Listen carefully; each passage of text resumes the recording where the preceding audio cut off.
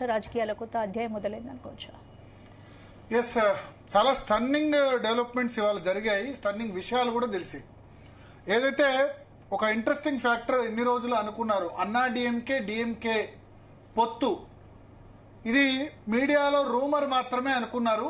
కానీ అది రూమర్ కాదు, నిజమే అని ఇవాళ సిపిఎం ప్రధాన కార్యదర్శి ఎంఏ బేబీ చెప్పారు. తాము అంటే సిపిఎం ఇప్పుడు విజయ్కి సపోర్ట్ ఎక్స్టెండ్ చేసే కదా, చేసిన దాని మీద ఆయన మాట్లాడుతూ డిఎంకే దగ్గర ఒక ప్రతిపాదన ఉండే, డిఎంకే చాలా సీరియస్ గా ఆలోచించింది.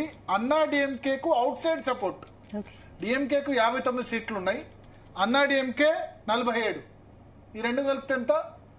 59 ప్లస్ 47 106 సీట్లు అవుతాయి. ఐయుఎంఎల్ ఇండియన్ యూనియన్ ముస్లిం లీగ్ 2 సీట్లు, Congress 5 plus CPI CPM VCK ఇవన్నీ కలిస్తే 118 దాటుతాయి. 106 ఇవి రెండు ఉన్నాయి కదా, 106 ప్లస్ విసికే సిపిఐ సిపిఎం ఇవి కలిస్తే ఎంత? 112 ప్లస్ కాంగ్రెస్ 5 117 సీట్లు. సో భారతీయ జనతా పార్టీ బయటకు వస్తుంది, అంటే అన్నాడీఎంకే ఎన్డీఏ నుంచి బయటకు వచ్చి వీళ్ళందరికీ సపోర్ట్ ఇద్దాము, ఎవరికి? ఈ అన్ని పార్టీలు కలిసి అన్నాడీఎంకేకు సపోర్ట్ ఇద్దామని చర్చ జరిగిందట. సో స్టాలిన్ ఆ ప్రతిపాదనకు సుముఖంగా ఉండే, కానీ దీనికి కాంగ్రెస్ పార్టీ ఒప్పుకోలేదు. తర్వాత సిపిఐ సిపిఎం కూడా అంగీకరించలేదు, ఎందుకంటే అన్నాడీఎంకే మొన్నటితో వరకు ఎన్డీఏతో కలిసి ఉంది. సో ఇప్పుడు బయటకు వచ్చినంత మాత్రాన అన్నాడీఎంకేను మనం ట్రస్ట్ చేయలేము, అది బీజేపీ కనుక నడిపిస్తోంది అన్న ఉద్దేశంతో తాము కూడా డిఎంకే నుంచి కూటమి నుంచి బయటకు వచ్చి సపోర్ట్ చేస్తున్నట్టుగా out side support CPI CPM ప్రభుత్వంలో చేరమని చెప్పారు, బయట నుంచి మద్దతు ఇస్తామని చెప్పారు. సిపిఐకి 2 ఉన్నాయి, సిపిఎంకు 2 ఉన్నాయి. కొద్దిసేపటి క్రితం విజయ్ గవర్నర్ను కలిసిన తర్వాత నేరుగా సిపిఐ ఆఫీస్కు వెళ్లారు. అక్కడ సిపిఐ సిపిఎం ఎమ్మెల్యేలు పార్టీ లీడర్స్తో సమావేశమై వాళ్ళ మద్దతు కోరారు. అంతకంటే ముందే సిపిఐ సిపిఎం మద్దతు లేఖలు, వీసీకే మద్దతు లేఖలు కూడా రాజ్భవన్ కు చేరాయి. సో 108 విజయ్ గెలిచారు, కానీ 2 చోట్ల ఆయనే గెలిచారు. 2 చోట్ల కాబట్టి ఒకటే ఆయన 2 ఓట్లు వేయలేరు. ఒకదానికి 14 రోజుల్లోపు రిజైన్ చేయాలి. Perambur, Trichy east, maybe Trichy east resign చేస్తారు అని చెప్తున్నారు. సో 107 అవుతుంది. 5 కాంగ్రెస్, 112, 2 సిపిఐ, 2 సిపిఎం, 2 వీసీకే, మొత్తం కలిపితే 118.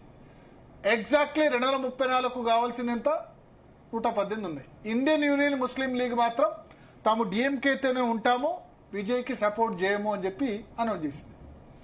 సో టోటల్ ఇప్పుడు మీరు అన్నారు కదా అనిశ్చితికి తెరపడింది అని, ప్రమాణ స్వీకారం మాత్రమే చేస్తారు కానీ తుమ్మితే ఊడే ముక్కులానే ఉంది. 118 అంటే 118 కదా. మరి ఇప్పుడు ఆయన విజయ్ ఆపరేషన్ ఆకర్ష్ చేసి డిఎంకేను అన్నాడీఎంకే ఎమ్మెల్యేలను అట్రాక్ట్ చేయకపోతే ఒక్కళ్ళిద్దరు ఎమ్మెల్యేలు అటు ఇటు అయినా ఎవరికి కోపం వచ్చినా అది ఎంతకాలం ఉంటుందో తెలియదు గవర్నమెంట్.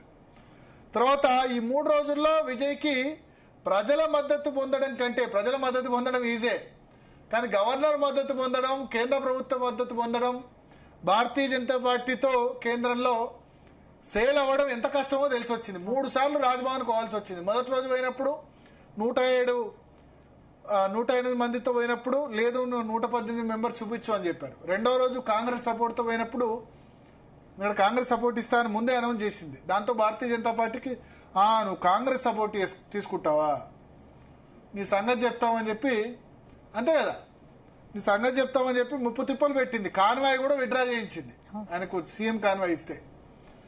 సో ఆ తర్వాత ఇప్పుడు రెండోసారి నిన్న పోతే 112 ఉన్నాయి, ఇంకా 6 కావాలని చెప్పారు. ఇవాళ మళ్ళా ఇప్పుడు వీసీకే సిపిఐ సిపిఎం సపోర్ట్ తోటి 118 కాగానే సరే రేపు ప్రమాణ స్వీకారం చేయమని చెప్పారు. రేపు సింగిల్ గా ప్రమాణ స్వీకారం చేయబోతున్నారు. బహుశా సోమవారం మంగళవారమో అటు మంత్రివర్గ విస్తరణ ఉంది. ఇంకోవైపు వెస్ట్ బెంగాల్లో అక్కడ సువేందు అధికారి ప్రమాణ స్వీకారం చేయబోతున్నారు. నరేంద్ర మోడీ అమిత్ షా అక్కడికి వెళ్తే రాహుల్ గాంధీ రేపు పొద్దున ఉదయం ఇక్కడికి వస్తున్నారు తమిళనాడుకి. సో తమిళనాడులో డిఎంకేకు విపరీతమైన కోపం వచ్చింది. ఆ కోపంలో అర్థం కూడా ఉంది, ఎందుకంటే 22 సంవత్సరాలు కాంగ్రెస్ పార్టీని 2004 నుంచి 99 to 2004 DMK Bharatiya Janata party NDA కూటమిలో ఉండే వాజ్పేయి ప్రభుత్వ హయాంలో. కానీ 2004 తర్వాత వాజ్పేయి సరిగ్గా ఎన్నికలకు ముందు వాజ్పేయి నుంచి బయటకు వచ్చి యూపీఏకి వచ్చింది డిఎంకే. వచ్చిన తర్వాత 22 సంవత్సరాలుగా ఆ పార్టీతో కలిసి ఉంది డిఎంకే. ఎవరితో? కాంగ్రెస్ పార్టీతో. ఇప్పుడు సడన్ గా చెప్పబెట్టకుండా వాళ్ళకి చెప్పకుండానే విజయ్కి సపోర్ట్ చేయడంతో హట్ అయిపోయినారు. దీంతో కనిమొళి లేఖ రాశారు పార్లమెంట్ లో లోక్సభ స్పీకర్ కి. మేము రీసెంట్ డెవలప్మెంట్ దృష్ట్యా మేము కాంగ్రెస్ పార్టీ పక్కన కూర్చోవాలనుకోవట్లేదు అని చెప్పారు. ఇక ఇండి కూటమి ఉంటుందా ఊడుతుందా అన్నది అర్థం కాలేదు. దీని మీద రాహుల్ గాంధీకి దగ్గర వ్యక్తి అయిన ఎంపీ, మనకు తమిళనాడులో ఎంపీ, మన తెలంగాణ ఇన్ఛార్జ్ కూడా ఉండే, ఆయన ట్వీట్ చేశారు. ఆయన ఏం చెప్తున్నారంటే రాహుల్ గాంధీ ఇద్దరికి కాల్ చేశారు, స్టాలిన్కి కాల్ చేశారు, మమతా బెనర్జీ కాల్ చేశారు, మాణిక్ రావు ఠాక్రే కాదు, మణికణ్ ఠాగూర్, మాణిక్ రావు ఠాక్రే మహారాష్ట్ర, మణికణ్ ఠాగూర్ ట్వీట్ చేశారు. సో మణికణ్ ఠాగూర్ ఏం చెప్పారంటే రాహుల్ గాంధీ ఇద్దరికి కాల్ చేశారు. ఒకళ్ళు మమతా బెనర్జీ, రెండవ వ్యక్తి స్టాలిన్, ఇద్దరితో మాట్లాడారు. మమతా బెనర్జీకి సపోర్ట్ కూడా చేశారు 100 సీట్లు అన్యాయం జరిగిందని చెప్పి. మాకు టీవీకేకి సపోర్ట్ చేయడం వెనుక భారతీయ జనతా పార్టీ సపోర్ట్ చేయొద్దని చెప్పి, కానీ డిఎంకే కొంత భారతీయ జనతా పార్టీ వైపు మొగ్గినట్టుగా మాకు కనిపిస్తోందంటూ ఆయన ఆరోపణ చేశారు. సో ఇంకా కాంగ్రెస్ డిఎంకే అటాచ్మెంట్ అయితే డిటాచ్ అయిపోయింది. బట్ రానున్న రోజుల్లో ఖచ్చితంగా వీళ్ళిద్దరి మధ్య అలయన్స్. అంటే ఇప్పుడు తమిళనాడులో ప్రధాన పోటీ టీవీకే వర్సెస్ డిఎంకేగా మారిపోయింది అనుకోవచ్చా? ఎస్, అంటే టీవీకే ఒకటైపోయింది. ఇప్పుడు డిఎంకే అన్నాడీఎంకే ఫ్యూచర్ లో ఏకం కావు అని చెప్పడానికి లేదు, అటువంటి పరిస్థితి వచ్చింది. బట్ ఇండియా కూటమిలోంచి ఇంకా డిఎంకే ఉన్నదా లేదా అన్నది మనం చెప్పలేం. బట్ వేరే సీటింగ్ అయితే ఏర్పాటు చేయమని చెప్పారు. సో ఒకటి అంటే స్టాలిన్ కూడా ఏంటంటే ఒక 6 months ఏమని చెప్పారంటే 6 months వెయిట్ చేస్తామని చెప్పారు. సో అందుకని ఇక్కడ మనం చూడాలి, జాగ్రత్తగా పరిణామాలు అబ్జర్వ్ చేయాలి మనకు.